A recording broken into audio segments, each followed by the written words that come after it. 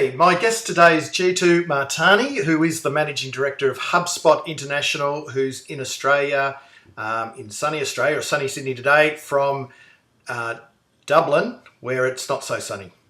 Jeetu, welcome to Australia. Trevor, thank you. Thank you for welcoming me to sunny Sydney. Excited to be here for many reasons, including the sunshine. So thank you for that. And so why are you in Australia for? So HubSpot, as you know, is headquartered in Boston, Cambridge, Massachusetts, and we have our European headquarters in Dublin, Ireland. We're excited to be announcing our Asia Pac HQ. Let's just say it's our Australian HQ based out of Sydney with the launch date of Q3 of this year. Fantastic news. So global domination. It's how long's the international rollout been for HubSpot? Yeah, good question. I mean, to be fair, we've been selling into the international markets, which is for us everything outside the Americas, for almost about 3 years now. But about 18 months ago, we made a decision to open our first office outside the US in Dublin. And as a result of fairly strong growth with inbound marketing in the international markets, we've made a decision to open up our Sydney operation in Q3. Okay. So with your HubSpot, do you want to mind taking us through what HubSpot is? It's an inbound marketing software in terms of content marketing.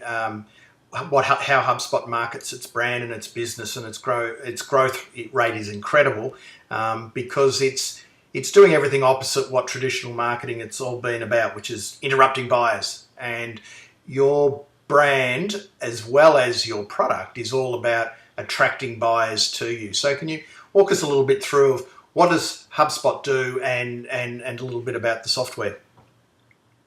Great, definitely. So with HubSpot, the way we see HubSpot is an all-in-one integrated platform. And you definitely use some great keywords over there, Trevor, around disruptive marketing or transforming marketing. And what we've seen over the last many years is buyers are buying differently. Pretty much every consumer today, when they have a problem or a pain, will go to Google or they'll go to Twitter or they'll go to LinkedIn to solve their pain by tapping into content, tapping into networks to get answers in order to solve their pain points. So we know buyers are buying differently. The traditional way of buying is struggling, to say it nicely. So what HubSpot has done is we're going after what we call inbound marketing, which is solving prospects and customers' pain points when they're actually searching for a solution.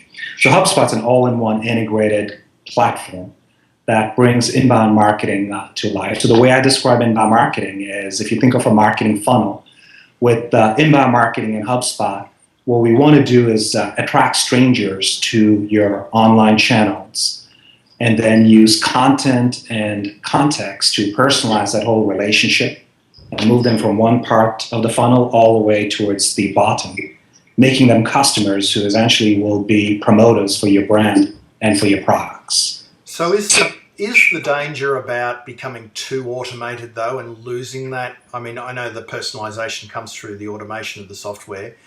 How do you balance, or how do companies balance? And I know HubSpot does it itself very, very well. You're a very open, human, connected and accessible brand. But how can companies therefore not get too hung up on the automation side of things and lose the human side of what is content marketing and social media marketing today? Yeah, that's a great question. And it's one of the things we teach our customers to do is the automation is great. It's part of the technology. It's part of the platform. But the reality is it starts with your target persona and trying to think of who are you trying to attract to your online channels. And the automation piece can't really solve that. It starts with your business, your problems, your prospects that you're trying to attract, and defining exactly who those personas are. For example, thinking of the demographic information thinking of biographic information, thinking about like why would someone even care about your company? If they do find your product or your company, why would they love your company? Why would they think of your company as an awesome company? So when you think about it, all that information still needs to be figured out outside the automation piece. It still needs to happen through people like us sitting at companies and trying to figure out like what do we need to do to attract these prospects into our funnels. Once you actually figure that out, that's when you can start taking that information and trying to program it into the automation side. But it doesn't, to be fair, get rid of the human aspect, because in reality, prospects are looking for content that is remarkable, and the automation piece is not going to make that possible. Right. So content marketing, as we know, and certainly the States, it's been gathering steam for a number of years, and certainly has in Australia. You know, last year content marketing was a big play and probably the buzz phrase, even though content marketing itself's been around, as they say, for centuries. In terms of the phrase inbound marketing, is it right that was it Brian Halligan, who's one of the founders of HubSpot? Was he the one that probably coined that early, or HubSpot's merely, I guess, popularised the term? No, actually, Brian, who's my CEO, and Dharmesh Shah, who's our co-founder, the two of them together actually coined the term inbound marketing. And it came about as a result of their masters at MIT, during which Brian was a VC, and Dharmesh at the same time used to run, or still runs, his own personal blog called On Startups. And Brian would go around those days to his portfolio companies and ask his portfolio companies, what is your plan to attract more prospects and get more leads to the sales guys? And those days they would basically say, yeah, we're going to buy more yellow page ads, we're going to do more radio ads, stuff that he used to do 20, 25 years ago. So he would walk away sort of like scratching his head saying like, these guys are doing exactly the same playbook I did 20 years ago. And then he met Dharmesh, and Dharmesh, with his own blog on startups, was generating more traffic and more subscribers than marketers with millions of dollars in funding. And he's like, well, this is kind of crazy. Like a guy like Dharmesh, by using content, is generating more traffic than companies with significant investments in traditional marketing. And that was sort of like the moment when they realized, like, marketing in terms of traditional marketing is broken, and the new way of marketing is through content. And so I must say that I've read quite a few of the ebooks put out by HubSpot. Your content is probably so good you'd actually pay for it. Have you got an insight on how that works internally? Have you got how big I know that you're in Dublin, but how big the content marketing team is and social marketing team at headquarters is, because you're pumping out a lot of stuff, and it's stuff that I reckon, content and resources and information that people would pay for. They pay for it obviously with an email and opt into your database to have a relationship with you. But in terms of the quality and the relentless nature with which you distribute it and are publishing it almost on a daily, weekly basis, can you shed some light on how that works? Because you, as I say, you're eating your own dog food. You're putting out your content and attracting people to you. Yeah, I mean, like we can go with eating our dog food or drinking our own champagne. I'll go with the champagne. Go for the champagne. So, yeah, I mean, to be fair, like our marketing team is very structured, is mostly structured the way our methodology works. So when you look at the inbound marketing methodology, the idea is you want to attract strangers to your website and make them visitors. Then you want to move them from visitors into leads into customers, and then customers into promoters. So if you think about it, it's like a marketing funnel with the top of the funnel play, middle of the funnel, and then sort of like bottom of the funnel where you're delighting your customers and making them promoters. So what we've done at HubSpot is we've organized our marketing team as very much like the different parts of the funnel. So there's a team that's responsible for driving new traffic to the top of our funnel. So, for example, our blogging team, our team that handles our different social media channels and our social media accounts, they're churning out a lot of great, compelling content around marketing and other topics that marketers, including VPs of sales, would be interested in. Once they become traffic and become visitors, eventually leads in our funnel, there's a team that's focused in what we call like MOFU, or middle of the funnel, and the idea being you want to take a lead and engage them with relevant, personalized content and make them ready for the sales team. Eventually they become customers, and that's where our product marketing team comes in place in the bottom of the funnel, where they're educating our customers with a ton of great product content to make them even better marketers using HubSpot and inbound marketing.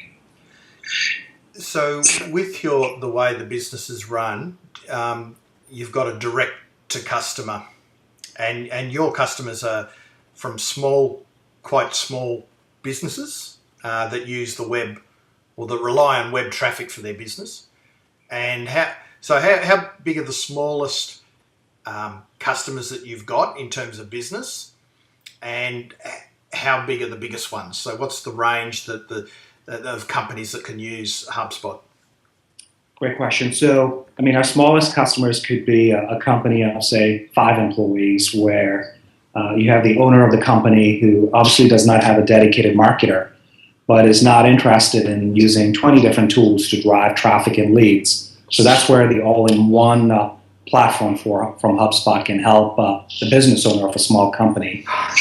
We also target like the mid-market space, typically companies that are between, say, 50 and 200 employees in size, and all the way to the top end of the market, like enterprise type of companies, anywhere from 1,000 to 2,000 employees in size. Right, so the same thinking goes throughout, doesn't matter what size, the same thinking is there, the same philosophy. The philosophy is all around inbound marketing. The principles remain the same. As marketers get more sophisticated, for example, if a marketer is going from a 50-person company to a 1,000-person company, their needs around the platform will vary a little bit. For example, maybe they have traffic. They may focus a lot more in the middle of the funnel. But if they're coming from a smaller company where the problem is more around like just pure raw traffic does not exist, they may start more with the content play, with blogging, social, and SEO. So it really starts with the type of company, what their challenges are, and the product can handle different levels of sophistication.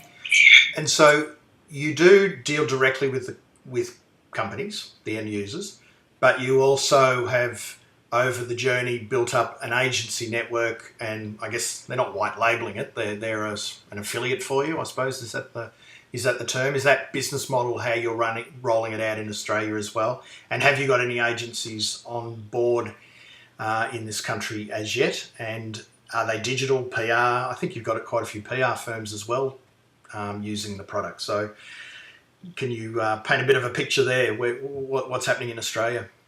Yeah, definitely. I mean, what we've always done is we want to be a software company. We don't want to get into the services business. So you're right, we sell to the end customer, to the direct customer, the platform. But we also sell through what you were calling partners or marketing agencies. It's not a typical reseller program, because these aren't like agencies just selling the software. What they do is they take our platform and they bundle their services on top of the HubSpot platform.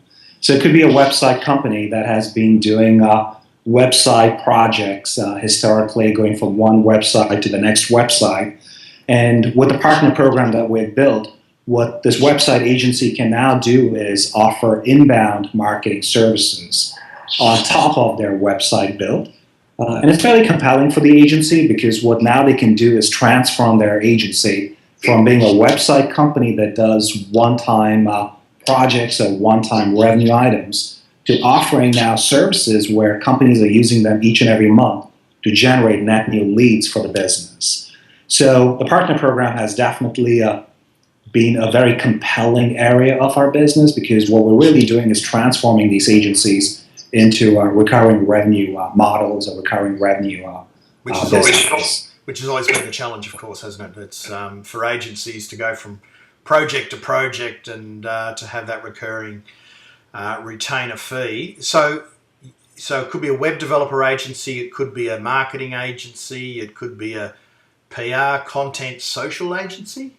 Yeah, absolutely. Absolutely. I think all the different types of entities that you mentioned, whether it's PR, web development, a social agency, a lot of them are thinking of like one-time projects, but also they're very much in the top of the funnel, whereby they're thinking about like driving traffic, whether it's through content or through engagement on social. So that's fairly solid, but I think when they take that concept of the funnel and inbound and say, well, how do I take the traffic and move it further down the funnel? How do I make them more leads? How do I nurture those leads? The value of that agency goes up pretty significantly, because now they can go back to their customers and say, well, I did do a bunch of PR for you. I did do a bunch of engagement on social. But guess what? I just didn't bring you traffic. I got you more leads and more customers at the end of the day. So that solves that ROI question that every business person is asking. Exactly.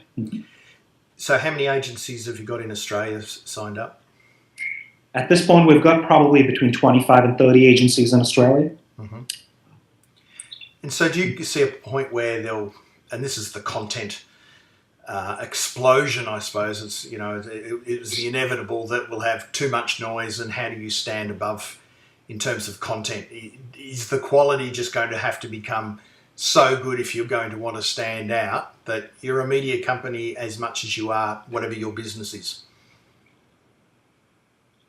Yeah, I mean, I lost you there for a moment, Trevor. Repeat that question again. I was just saying, you know, there's a bit of talk, given that the explosion of content is, and everyone's becoming a brand publisher now, that it's such that, you know, the depending on the industry, but the marketplace is going to get very noisy with content. Do you see a point where the brands that are going to cut through are the ones that their content is just so good that it will stand a head and shoulders above everyone else, and those that are just doing also ran content are just going to fall by the wayside a bit? Yeah, it's a great point, and you know, we see it pretty much every day. I think it just comes down to sort of like what I call remarkable content. I think it's maybe a cheesy term for some people, but the reality is, like, is that content useful? Is it engaging? Is it adding any value? I do agree there's a lot of noise, but I think there's also a lot of noise that eventually is just sort of like you take a look at it once and you're like, well, I'm going to ignore that noise moving forward. So it comes down to like, well, if you're going to create noise, make sure that noise is not something that's going to ring a bell today, but people are going to come back to it because there's something they gain out of that noise, whether it's back to their business or some problem that you're helping them solve. When they're ready to get it. So is education a big part of what HubSpot does as well? Because that's, you know, do you teach people how to create the content or give them the guidelines? How does that work? And then how does the platform work from that point? How does the social and the content aspects work with your platform? Yeah, I mean, content is, you know, from an educational standpoint, we have customers who buy HubSpot actually just for the education. The reality is, as you see on our blog and our presence online, we're all about educating and bringing sort of like value back to marketers and salespeople to help them grow their business. All that content at the end of the day is packaged into additional compelling content in terms of how do you use HubSpot, how do you blog, how do you participate in social, how do you create offers. So every customer, for example, gets a dedicated consultant whose role is to actually teach our customers how to be inbound marketing gurus or inbound marketing professionals. In fact, we've got our own certification exams for both prospects and customers who go through a ton of academy classes, become proficient in terms of inbound marketing, content marketing. And that's our way of getting back to the community in terms of like making sure we're building a world of marketers that are thinking more inbound. So where to from here? How do you see the next 3 to 5 years, from a marketing perspective, with advertising trying to find its feet, with PR that seems to have found its feet in a connected world? Will social media agencies exist? Where do you see the future? Well, I think a couple of trends we've seen is, understandably, for example, in one of the reports from just a couple of months ago, we've seen like greater spends shifting from outbound into inbound. It's all relative, of course. Outbound is still a fairly massive spend, so we see that trend continuing over the next many years. I think in terms of agencies, the standalone social media agencies, or for example, even content marketing agencies, I think will want to take a look at their business model and say, well, where do I attach the ROI component? Because they're going to struggle at the end of the day as companies get more sophisticated with tracking and the actual sales component. They're going to be looking at agencies and saying, well, this is great, but I need your help to help me grow my business.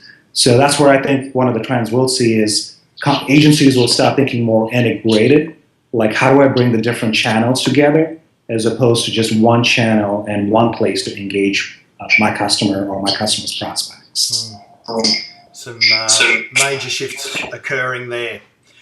Okay, Jeetu, well, thanks very much for your time and insights. It's really exciting to see HubSpot have a firm footing in Australia. As I said, I talk about the concept of the connected brand, and those are brands that are really open and accessible, providing value through content, socially connected to their community in the marketplace. And I always hold HubSpot up as one of the shining lights in that space, because we can point to all this, the certain things that it does and how it's changed the way I think marketing's done today. And the proof is the growth of the company. Obviously, it's growing like crazy and expanding internationally and providing some great content for not just customers, but anyone who happens to come by your website and goes to the resources page, and you'll find a lot about marketing in general. It's all free to use. So it's, if nothing else, if people do that and take advantage of all the good content and the resources that you've got, they'll be all the better for the experience. So thanks again for swinging by out of your schedule in Australia, and good luck with the move down under. Right. No, thank you, Trevor. We're excited about the opportunity in Sydney, and even more excited about the opportunity to continue growing the world of inbound marketers. Thank you. Okay, cheers. Cheers.